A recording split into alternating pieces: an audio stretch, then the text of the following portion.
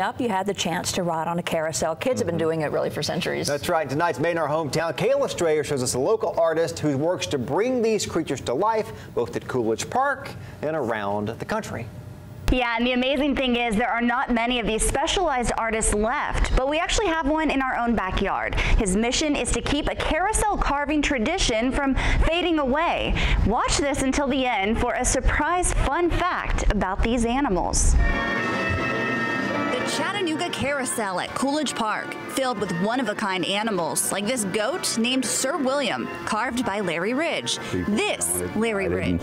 You see their twinkle in the eye, you know that they're enjoying the ride and they're having a memory built that they can take back with them. Larry's been carving wood for most of his life. He owns Horsin' Around Carousel Carving School in Soddy Daisy. It's a hobby, it's a vocation, it's a love.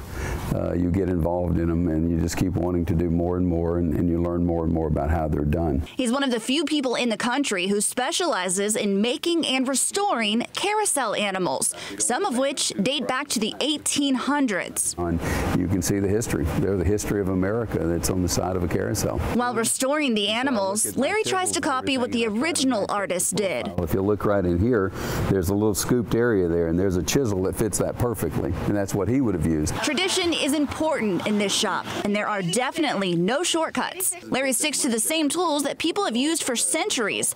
He says that knowledge is fading fast. So without bringing newer people in, showing them the techniques and the tools and how they did things in the old days, it's going to be lost in a generation. There are 75 to 100 pieces of wood in each animal. The pieces are carved into designs and then glued together.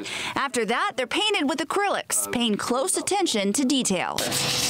People like Catherine Scott come here to learn the techniques and eventually create their own unique pieces.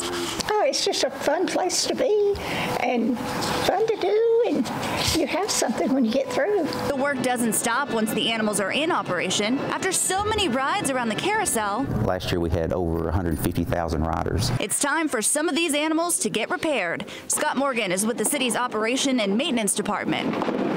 They're putting up the only dog on the carousel, sending this seahorse to Larry's shop for a touch-up. His knowledge is invaluable to us. It really is. There's nobody in town that has the expertise to do this since he's so familiar with all of them. 400 hours of work went into making Sir William. Larry's hoping the tradition and enjoyment last well beyond our time. Hopefully 100 years from now, this thing will still be here, and my great-great-grandkids can come up and take a look at it and see that I did this years ago. And remember that fun fact I told you about? Larry says the artist put personal keepsakes and photos about the designs inside the animal's hollow body. So he'll open it up from, say, 100 years ago to find sometimes very unique things, even a bird's nest in one of them.